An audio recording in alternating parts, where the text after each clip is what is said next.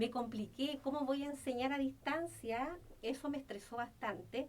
Así que tuvimos que buscar la estrategia, preparar el material impreso para poder entregar a los estudiantes en la escuela y a los que no podían ir a buscarlo, ir a dejarlo a su domicilio.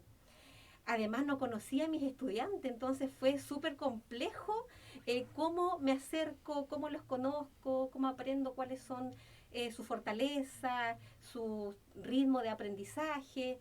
Así que me las tuve que ingeniar, crear un WhatsApp del curso, hacer videollamadas, a veces visitas al portón de los niños para poder explicar una actividad. Eso fue al principio, el primer año. Y el segundo año ya comenzamos con todo lo que es clase online. Ya y en estas clases online nos encontramos con la dificultad que no teníamos las herramientas tecnológicas. Entonces, comprar su nuevo computador, los niños no todos tenían acceso a internet, no tenían conexión, no tenían un teléfono, o si lo tenían, no tenían internet. Entonces fue súper complicado. Ahí sí se valora el esfuerzo de los papás, porque ellos compraban su bolsita para cargar bolsas de internet. Bolsas de internet para poder conectarse a las clases. Nosotros también ocupábamos nuestro internet personal. Y después el establecimiento ahora ya pudo adquirir algunos elementos, tablet, internet para los estudiantes que no tienen, así que ya vamos mejorando. Le vamos a preguntar sobre eso también. Solo antes dar usted dio algunas pinceladas al respecto, pero para poder quizás enumerar un poquito. Las principales problemáticas diríamos que se debió a las herramientas tecnológicas, ¿cierto? Eso es una. Sí. Me pareció también oír que hubo problemas de conectividad dependiendo de cada alumno, ¿no? De las condiciones, digamos, geográficas, socioeconómicas. Sí. Esas serían principales problemáticas. Y también, según lo que comprendí de lo que usted me comentó, la inexperiencia que había también de parte del profesorado para poder enfrentar un tipo de clase online. Sí, no estábamos preparados. Pero no estar preparados. Hay mucha diferencia entre hacer una clase a distancia, una clase presencial, o no estaban más bien preparados a lo tecnológico. ¿A dónde apuntaba usted esa respuesta? Yo creo que a las dos, en realidad, porque primero que todo no estábamos preparados para hacer clases online. Estábamos acostumbrados al aula, al contacto con el estudiante, para conocer todas sus necesidades y poder lograr aprendizaje. Y tampoco teníamos las herramientas tecnológicas, no manejábamos la tecnología. Correcto. Así que también tuvimos que aprender a utilizar distintas plataformas para poder llegar a los estudiantes. ¿Ya las manejan un poquito mejor? Un poquito mejor, ¿Falta todavía? Sí, falta. Todavía falta. Esa pregunta que yo hago, ¿falta todavía? Y por qué quizás me detuve un poquito ahí. Por la razón de que una de las premisas que nosotros tenemos en este proyecto que estamos realizando de esta investigación en base a estas preguntas y entrevistas, es que creemos que este tipo de educación llegó para quedarse. Independiente de que termine la pandemia del coronavirus, pueden venir otras pandemias, pueden haber algunas situaciones locales, quizás no mundiales, pero Chile es un país que está expuesto a veces a catástrofes naturales, y puede que existan situaciones donde nuevamente haya que estar trabajando en clases online, o quizás más de cerca, ¿no? Puede que haya un porcentaje de alumnos que por alguna razón no puedan asistir presencial por alguna enfermedad, ¿cierto?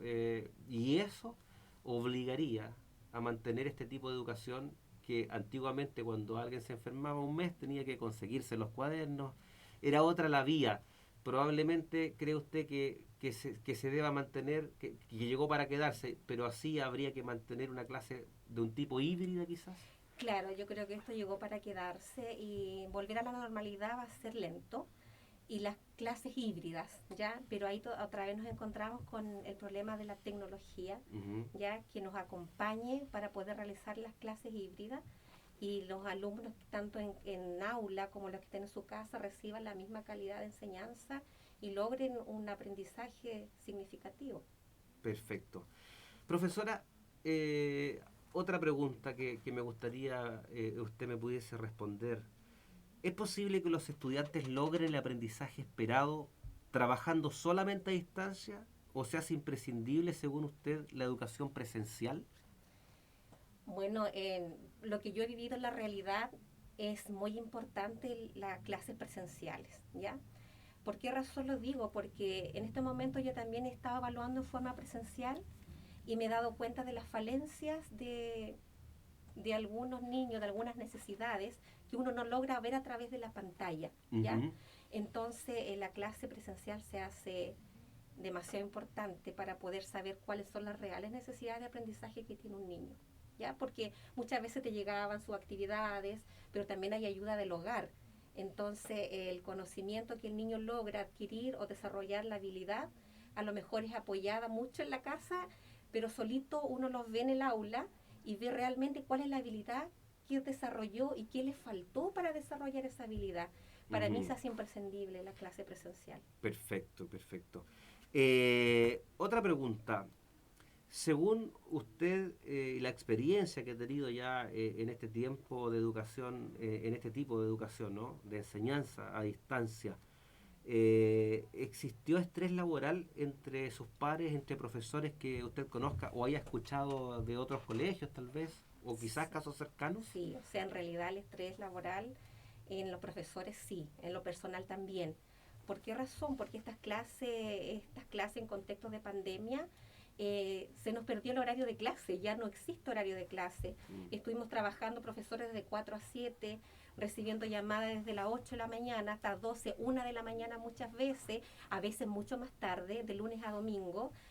No teníamos horarios familiares, entonces para poder estar en contacto con los estudiantes, porque muchas mamitas decían, tía, es que yo llego a las 8, llego a las 9, ¿en qué momento ayudo a mi hijo? ¿La puedo llamar a esa hora? ¿Puedo entregar la tarea a esa hora? Entonces tuvimos que nosotros aceptar todas estas situaciones Ujú. y trabajar aún sin horario Mm. laboral. Hubo un estrés entonces laboral. Sí, existe. En ese mismo estrés laboral, ¿usted conoció casos de profesores que tuvieron que tomar alguna licencia, por ejemplo? ¿O siguieron aún con ese estrés adelante nomás? O usted conoció En, casos de licencias?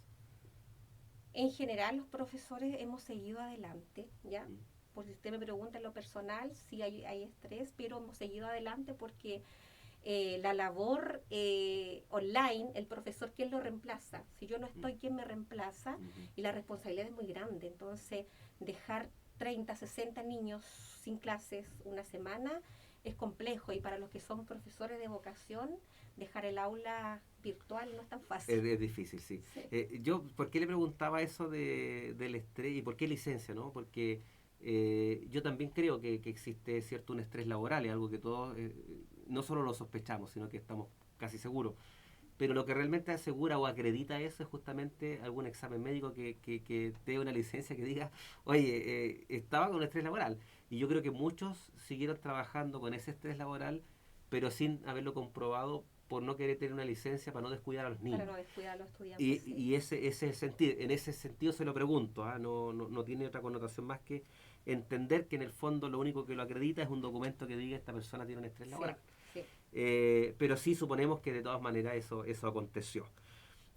Otra pregunta, profesora, que yo tengo para usted hoy es, ¿recibió algún tipo de recursos tecnológicos extras para desarrollar sus clases en lo personal, le pregunto a usted, por parte de su institución? No, Fue de su no, propio no. bolsillo, por decirlo entre comillas, ¿no? Sí. El poder financiar lo que significa. No recibimos ningún recurso de la institución, ya que el ministerio supuso a que los profesores recibiéramos algún recurso tecnológico porque no nos correspondía, y así que en general yo, lo personal, tuve que costear un computador, costear mi propio internet, Mm. y muchas veces para poder hacer mis clases desde mi internet, desde mi hogar o desde mi teléfono en la escuela, porque también la tecnología no funcionaba al 100%. Usted tuvo que hacer recursos, mencionó recién, para internet. ¿Usted tuvo que cambiar su plan de internet, por ejemplo, también en el hogar? ¿No tenía y solo con el teléfono? ¿O tuvo que o acelerarlo, comprar un plan más caro? ¿A qué se Eh, refiere? tenía el internet en mi hogar, pero también tuvimos que avanzarlo un poquito más porque en mi casa también habían 2 estudiantes y las clases de la profesora en la casa, entonces el wifi no nos daba, así que Hubo que aumentar la aumentar velocidad, la un velocidad, costo mayor, un ¿no? costo mayor, sí, Perfecto. sí. No, clarísimo la respuesta. Y por último ya, ¿podría usted resumir la experiencia personal del trabajo de distancia y cuáles fueron sus principales aprendizajes en este tema? A ver, el trabajo a distancia significó para mí un aprendizaje en realidad, Aprendizaje en qué sentido, porque tuve que aprender a buscar nuevas estrategias para lograr estar cerca de mi estudiante, buscar estrategias que no había pensado, casi hacer clases a domicilio muchas veces para llegar a mi estudiante, para aprender a conocerlos. Tuve que estar con disposición 24/7 y la tecnología, por supuesto, aprender a utilizar la tecnología, las plataformas, a utilizar una plataforma que me sirviera más para una clase, que no se me cortara, que el Meet, que el Zoom, a subir presentaciones, a subir videos para los estudiantes. Y también hubo una retroalimentación con los mismos niños, porque los niños a veces manejan mucho mejor la tecnología, entonces igual, tía, apriete ese botoncito y ahí puede aumentar, agrandar su cámara, y entonces... Colaboraron ahí Sí, los sí, muchachos. O sí. sea, hubo también un Hubo aprendizaje. aprendizaje de ambas partes. En tecnología principalmente. Y seguimos aprendiendo, porque la tecnología claro, va avanza día a día. Sí. Profesora Yasna Urmaña Velázquez, profesora de Educación General Básica, yo quiero agradecerle el tiempo que ha tomado para estar con nosotros el día de hoy y poder responder estas preguntas que nosotros estimamos puedan ayudar a resolver la problemática que muchos tienen en una educación que sin duda llegó para quedarse. Así que agradecemos en realidad como equipo el que usted haya estado con nosotros. No, se agradece la oportunidad de dar a conocer el trabajo que se realiza en el aula, ya que a veces la educación pasa un poquito desapercibida y los profesores también, así que se valora que tengan este tipo de programas. Bueno, agradecer también a quienes nos ven, a quienes nos escuchan y también decir que estos microespacios audiovisuales, podcasts y cápsulas llegan a ustedes gracias al financiamiento del Fondo de Fomento de Medios de Comunicación Social del Gobierno de Chile y del Consejo Regional. Muchas gracias, nos vemos en otra oportunidad.